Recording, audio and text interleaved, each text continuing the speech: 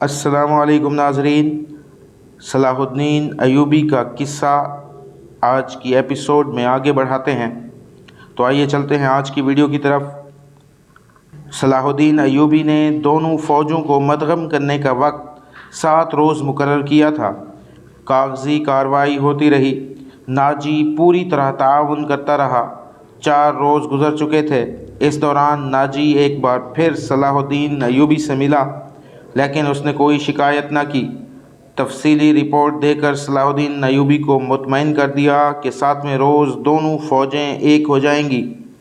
صلاح الدین ایوبی کے نائبین نے بھی اسے یقین دلایا کہ ناجی دیانتداری سے تعاون کر رہا ہے، مگر علی بن سفیان کی رپورٹ کسی حد تک پریشان کن تھی۔ اس کی انٹیلیجنس سروس نے رپورٹ دی تھی کہ سوڈانی فوج کے سپاہیوں میں بے اطمینانی اور ابتری سی پائی جاتی ہے۔ وہ مصری فوج میں مدغم ہونے پر خوش نہیں۔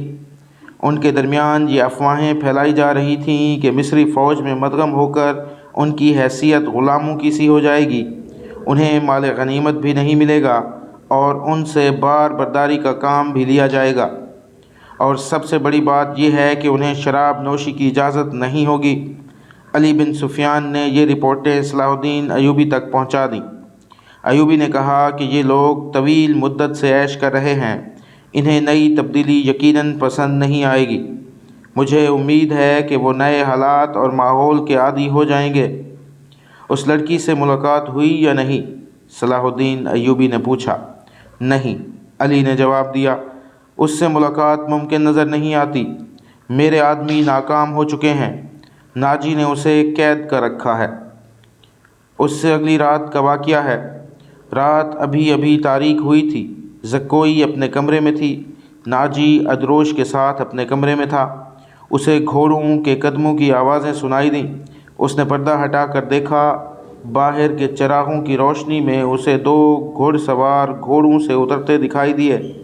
لباس سے وہ تاجر معلوم ہوتے تھے، لیکن وہ گھوڑوں سے اتر کر ناجی کے کمرے کی طرف چلے تو ان کی چال بتاتی تھی کہ یہ تاجر نہیں۔ اتنے میں ادروش باہر نکلا۔ دونوں سوار اسے دیکھ کر رک گئے اور ادروش کو سپاہیوں کے انداز سے سلام کیا۔ ادروش نے ان کے گرد گھوم کر ان کے لباس کا جائزہ لیا، پھر انہیں کہا کہ ہتھیار دکھاؤ۔ دونوں نے پھرتی سے چوغے کھولے اور ہتھیار دکھائے۔ ان کے پاس چھوٹی تلواریں اور ایک خنجر تھا۔ ادروش انہیں اندر لے گیا۔ دربان ایک طرف کھڑا تھا۔ زکوئی گہری سوچ میں کھو گئی۔ وہ کمرے سے نکلی اور ناجی کے کمرے کا رخ کیا، مگر دربان نے اسے دروازے پر روک لیا اور کہا کہ اسے حکم ملا ہے کہ کسی کو اندر نہ جانے دوں۔ زکوئی کو وہاں ایسی حیثیت حاصل ہو گئی تھی کہ وہ کمانڈروں پر بھی حکم چلانے لگی تھی۔ دربان کے روکنے سے وہ سمجھ گئی کہ کوئی خاص بات ہے۔ اسے یاد آیا کہ 2 راتیں پہلے ناجی نے اس کی موجودگی میں ادروش سے کہا تھا، میں عیسائی بادشاہوں کو مدد کے لیے بلا رہا ہوں، تم 2 پیغمبر تیار کرو، انہیں بہت دور جانا ہے۔ اور پھر اس نے زکوئی کو اپنے کمرے میں چلے جانے کو کہا تھا اور اس نے بغاوت کی باتیں بھی کی تھیں۔ یہ سب کچھ سوچ کر وہ اپنے کمرے میں واپس چلی گئی۔ اس کے اور ناجی کے خاص کمرے کے درمیان ایک دروازہ تھا جو دوسری طرف سے بند تھا۔ اس نے اس دروازے کے ساتھ کان لگا دیے۔ ادھر کی آوازیں دھیمی تھیں، اسے کوئی بات سمجھ نہ آئی۔ کچھ دیر بعد اسے ناجی کی بڑی صاف آواز سنائی دی۔ اس نے کہا، آبادیوں سے دور رہنا، اگر کوئی شک میں پکڑنے کی کوشش کرے تو سب سے پہلے یہ پیغام غائب کرنا، جان پر کھیل جانا، جو بھی راستے میں حائل ہو اسے ختم کر دینا۔ تمہارا سفر 4 دنوں کا ہے، 3 دنوں میں پہنچنے کی کوشش کرنا۔ سمت یاد کر لو، شمال مشرق۔ دونوں آدمی باہر نکلے۔ زکوئی بھی باہر آ گئی۔ اس نے دیکھا کہ وہ دونوں گھوڑوں پر سوار ہو رہے تھے۔ ناجی اور ادروش بھی باہر کھڑے تھے۔ سواروں کو الوداع کہنے نکلے ہوں گے۔ سوار بہت تیزی سے روانہ ہو گئے۔ ناجی نے زکوئی کو دیکھا تو اسے بلا کر کہا، میں باہر جا رہا ہوں، کام بہت ہے، تم آرام کرو، اگر اکیلے دل نہ لگے تو حرم میں گھوم پھر آنا۔ ہاں، زکوئی نے کہا، جب سے آئی ہوں باہر نہیں نکلی۔ ناجی اور ادروش چلے گئے۔ زکوئی نے چوغا پہنا، کمر بند میں خنجر ارسا اور حرم کی طرف چل پڑی۔ وہ جگہ چند 100 گز دور تھی۔ وہ ناجی پر یہ ظاہر کرنا چاہتی تھی کہ وہ حرم میں گئی تھی۔ دربان کو بھی اس نے یہی بتایا۔ حرم میں داخل ہوئی تو وہاں کی رہنے والیوں نے اسے حیران ہو کے دیکھا۔ وہ پہلی دفعہ وہاں گئی تھی۔ سب نے اس کا استقبال احترام اور پیار سے کیا۔ ان دونوں لڑکیوں نے بھی اسے خوش آمدید کہا جو اسے قتل کرانا چاہتی تھی۔ زکوئی سب سے ملی، ہر ایک کے ساتھ باتیں کیں اور واپس چل پڑی۔ وہ خرانٹ ملازمہ بھی وہی تھی جسے اس کے قتل کے لیے کہا گیا تھا۔ اس نے زکوئی کو بڑے غور سے دیکھا۔ زکوئی باہر نکل گئی۔ حرم والے مکان اور ناجی کی رہائش گاہ کا درمیانی علاقہ اونچا نیچا تھا اور ویران۔ زکوئی حرم سے نکلی تو ناجی کی رہائش گاہ کی طرف جانے کی بجائے بہت تیز دوسری سمت چل پڑی۔ ادھر ایک پگ ڈنڈی بھی تھی، لیکن زکوئی اس سے ذرا دور ہٹ کر جا رہی تھی۔ اس سے 15-20 قدم پیچھے ایک سیاہ سایہ چلا جا رہا تھا۔ وہ کوئی انسان ہو سکتا تھا، مگر سر سے پاؤں تک ایک لبادے میں لپٹا ہونے کی وجہ سے سیاہ بھوت لگتا تھا۔ زکوئی کی رفتار تیز ہوئی تو اس بھوت نے اپنی رفتار اس سے بھی تیز کر دی۔ آگے گھنی جھاڑیاں تھیں۔ زکوئی ان میں روپوش ہو گئی۔ سیاہ بھوت بھی جھاڑیوں میں غائب ہو گیا۔ وہاں سے کوئی 250-300 گز آگے صلاح الدین ایوبی کی رہائش گاہ تھی، جس کے ارد گرد فوج کی اعلیٰ رتبوں کے افراد رہتے تھے۔ زکوئی کا رخ ادھر ہی تھا۔ وہ گھنی جھاڑیوں میں سے نکلی ہی تھی کہ بائیں طرف سے سیاہ بھوت اٹھا۔ چاندنی بڑی صاف تھی، پھر بھی اس کا چہرہ نظر نہیں آتا تھا۔ اس کے پاؤں کی آہٹ بھی نہیں تھی۔ بھوت کا ہاتھ اوپر اٹھا، چاندنی میں خنجر چمکا اور بجلی کی تیزی سے خنجر زکوئی کے بائیں کندھے اور گردن کے درمیان اتر گیا۔ زکوئی کی چیخ نہیں نکلی، خنجر اس کے کندھے سے نکل گیا۔ زکوئی نے اتنا گہرا زخم کھا کر بھی نہایت تیزی سے اپنے کمر بند سے خنجر نکالا۔ بھوت نے اس پر دوسرا وار کیا تو زکوئی نے اس کے خنجر والے بازو کو اپنے بازو سے روک کر اپنا خنجر بھوت کے سینے میں گھونپ دیا۔ اسے چیخ سنائی دی جو کسی عورت کی تھی۔ زکوئی نے اپنا خنجر کھینچ کر دوسرا وار کیا جو بھوت کے پیٹ میں اتر گیا۔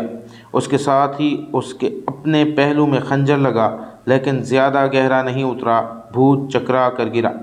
زکوئی نے یہ نہیں دیکھا کہ اس پر حملہ کرنے والا کون تھا۔ وہ دوڑ پڑی۔ اس کے جسم میں خون بہت تیزی سے بہہ رہا تھا۔ صلاح الدین ایوبی کا مکان اسے چاندنی میں نظر آنے لگا۔ آدھا فاصلہ طے کر کے اسے چکر آنے لگے۔ اس کی رفتار سست ہونے لگی۔ اس نے چلانا شروع کر دیا، علی ایوبی، علی ایوبی۔ اس کے کپڑے لال سرخ ہو گئے تھے اور وہ بڑی مشکل سے قدم گھسیٹ رہی تھی۔ اس کی منزل تھوڑی ہی دور رہ گئی تھی، جہاں تک پہنچنا اس کے لیے ممکن نظر نہیں آتا تھا۔ وہ مسلسل صلاح الدین ایوبی اور علی بن سفیان کو پکارے جا رہی تھی۔ قریب کہیں ایک گشتی سنتری پھر رہا تھا۔ اسے اس کی آوازیں سنائی دیں تو وہ دوڑ کر پہنچا۔ زکوئی اس پر گر پڑی اور کہا، مجھے امیر مصر تک پہنچا دو، بہت جلدی، بہت جلدی۔ سنتری نے اس کا خون دیکھا تو اسے پیٹھ پر لاد کر دوڑ پڑا۔ صلاح الدین ایوبی اپنے کمرے میں بیٹھا علی بن سفیان سے رپورٹ لے رہا تھا۔ اس کے 2 نائب بھی موجود تھے۔ یہ رپورٹیں کچھ اچھی نہیں تھیں۔ علی بن سفیان نے بغاوت کے خدشے کا اظہار کیا تھا جس پر غور ہو رہا تھا۔ دربان گھبراہٹ کے عالم میں اندر آیا اور بتایا کہ ایک سپاہی ایک زخمی لڑکی کو اٹھائے باہر کھڑا ہے، کہتا ہے یہ لڑکی امیر مصر سے ملنا چاہتی ہے۔ یہ سنتے ہی علی بن سفیان کمان سے نکلے ہوئے تیر کی طرح کمرے سے نکل گیا۔ اس کے پیچھے صلاح الدین ایوبی دوڑا۔ اتنے میں لڑکی کو اندر لے آئے۔ صلاح الدین ایوبی نے کہا، طبیب اور جراح کو فوراً بلاؤ۔ لڑکی کو صلاح الدین ایوبی نے اپنے پلنگ پر لٹا دیا۔ ذرا سی دیر میں پلنگ پوش خون سے لال ہونے لگا۔ کسی کو نہ بلاؤ، لڑکی نے نحیف آواز میں کہا، میں اپنا فرض ادا کر چکی ہوں۔ تمہیں زخمی کس نے کیا ہے زکوئی؟ علی بن سفیان نے پوچھا۔ پہلے ضروری باتیں سن لو، زکوئی نے کہا۔ شمال مشرق کی طرف سوار دوڑا دو۔ 2 سوار جاتے نظر آئیں گے۔ دونوں کے چغے بادامی رنگ کے ہیں۔ ایک کا گھوڑا بادامی اور دوسرے کا سیاہ ہے۔ وہ تاجر لگتے ہیں۔ ان کے پاس سالار ناجی کا تحریری پیغام ہے جو عیسائی بادشاہ فرینک کو بھیجا گیا ہے۔ ناجی کی یہ سوڈانی فوج بغاوت کرے گی۔ مجھے اور کچھ بھی معلوم نہیں۔ تمہاری سلطنت سخت خطرے میں ہے۔ ان 2 سواروں کو راستے میں پکڑ لو، تفصیل ان کے پاس ہے۔ بولتے بولتے زکوئی کو غشی آنے لگی۔ 2 طبیب آ گئے۔ انہوں نے زکوئی کا خون بند کرنے کی کوششیں شروع کر دیں۔ اس کے منہ میں دوائیاں ڈالیں جن کے اثر سے وہ بولنے کے قابل ہو گئی۔ وہ ضروری پیغام دے چکی تھی۔ اس کے بعد اس نے دوسری ساری باتیں سنائیں، مثلاً ناجی نے ادروش کے ساتھ کیا باتیں کی تھیں، اسے کس طرح اپنے کمرے میں بھیج دیا گیا تھا، ناجی کا غصہ اور بھاگ دوڑ، 2 سواروں کا آنا وغیرہ۔ پھر اس نے بتایا کہ اسے کچھ علم نہیں کہ اس پر حملہ کرنے والا کون تھا۔ وہ موقع موزوں دیکھ کر ادھر ہی رپورٹ دینے کے لیے آ رہی تھی کہ پیچھے سے کسی نے اسے خنجر گھونپ دیا۔ اس نے اپنا خنجر نکال کر حملہ آور پر حملہ کیا۔ حملہ آور کی چیخ بتاتی تھی کہ وہ کوئی عورت ہے۔ اس نے حملے کی جگہ بتائی۔ اس وقت اسی جگہ آدمی دوڑا دیے گئے۔ زکوئی نے کہا تھا کہ وہ زندہ نہیں ہو سکتی۔ اس کے خنجر اس کے سینے اور پیٹ میں لگے تھے۔ خون رک نہیں رہا تھا، زیادہ تر خون تو پہلے ہی بہہ چکا تھا۔ زکوئی نے صلاح الدین ایوبی کا ہاتھ پکڑا اور چوم کر کہا، اللہ آپ کو اور آپ کی سلطنت کو سلامت رکھے، آپ شکست نہیں کھا سکتے۔ مجھ سے زیادہ کوئی نہیں بتا سکتا کہ صلاح الدین ایوبی کا ایمان کتنا پختہ ہے۔ پھر اس نے علی بن سفیان سے کہا، میں نے کوتاہی تو نہیں کی، آپ نے جو فرض مجھے سونپا تھا وہ میں نے پورا کر دیا ہے۔ تم نے اس سے زیادہ پورا کیا ہے۔ علی بن سفیان نے اسے کہا، میرے تو وہم و گمان میں بھی نہ تھا کہ ناجی اس حد تک خطرناک کارروائی کرے گا اور تمہیں جان کی قربانی دینی پڑے گی۔ میں نے تمہیں صرف مخبری کے لیے وہاں بھیجا تھا۔ کاش میں مسلمان ہوتی، زکوئی نے کہا۔ اس کے آنسو نکل آئے۔ اس نے کہا، میرے اس کام کا جو بھی معاوضہ دینا ہے وہ میرے اندھے باپ اور سدا بیمار ماں کو دے دینا۔ ان کی معذوریوں نے مجھے 12 سال کی عمر میں رقاصہ بنا دیا تھا۔ زکوئی کا سر ایک طرف ڈھلک گیا، آنکھیں آدھی کھلی رہیں اور ہونٹ اس طرح نیم وا جیسے مسکرا رہی ہو۔ طبیب نے نبض پر ہاتھ رکھا اور صلاح الدین ایوبی کی طرف دیکھ کر سر ہلایا۔ زکوئی کی روح اس کے زخمی جسم سے آزاد ہو چکی تھی۔ صلاح الدین ایوبی نے کہا، یہ کسی بھی مذہب کی تھی، اسے پورے اعزاز کے ساتھ دفن کرو۔ اس نے اسلام کے لیے جان قربان کی ہے، یہ ہمیں دھوکہ بھی دے سکتی تھی۔ دربان نے بتایا کہ باہر ایک عورت کی لاش آئی ہے۔ جا کر دیکھا، وہ ایک ادھیڑ عمر کی عورت کی لاش تھی۔ جائے وقوع سے 2 خنجر ملے تھے۔ اس عورت کو کوئی نہیں پہچانتا تھا۔ یہ ناجی کے حرم کی ملازمہ تھی جس نے انعام کی لالچ میں زکوئی پر قاتلانہ حملہ کیا تھا۔ رات کو ہی زکوئی کو فوجی اعزاز کے ساتھ دفن کر دیا گیا اور ملازمہ کی لاش گڑھا کھود کر دفنا دی گئی۔ دونوں کو خفیہ طریقے سے دفنایا گیا۔ انہیں جب دفنایا جا رہا تھا، صلاح الدین ایوبی نے نہایت اعلیٰ نسل کے 8 جوان گھوڑے منگوائے اور 8 سوار منتخب کر کے انہیں علی بن سفیان کی کمان میں ناجی کے ان 2 آدمیوں کے پیچھے دوڑا دیا جو ناجی کا پیغام لے کے جا رہے تھے۔ زکوئی کون تھی؟ وہ مراکش کی ایک رقاصہ تھی۔ کسی کو بھی معلوم نہیں کہ اس کا مذہب کیا تھا۔ وہ مسلمان نہیں تھی، عیسائی بھی نہیں تھی۔ جیسا کہ کہا جا چکا ہے کہ علی بن سفیان صلاح الدین ایوبی کی انٹیلیجنس، جاسوسی اور سراغ رسانی کا سربراہ تھا۔ اسے دوسروں کے راز معلوم کرنے کے لیے کئی ڈھنگ اختیار کرنے پڑتے تھے۔ صلاح الدین ایوبی اسے اپنے ساتھ مصر لایا تھا۔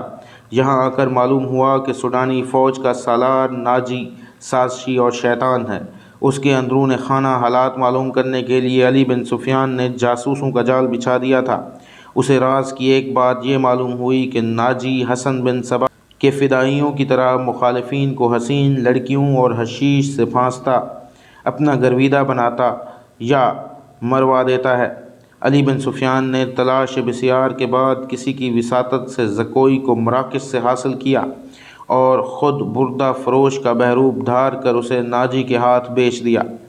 اس لڑکی میں ایسا جادو تھا کہ ناجی اسے صلاح الدین ایوبی کو پھانسنے کے لیے استعمال کرنا چاہتا تھا، مگر خود ہی اس لڑکی کے دام میں پھنس گیا۔ پھنسا بھی ایسا کہ اس کے سامنے وہ اپنے نائب سالار کے ساتھ راز کی باتیں کرتا رہا۔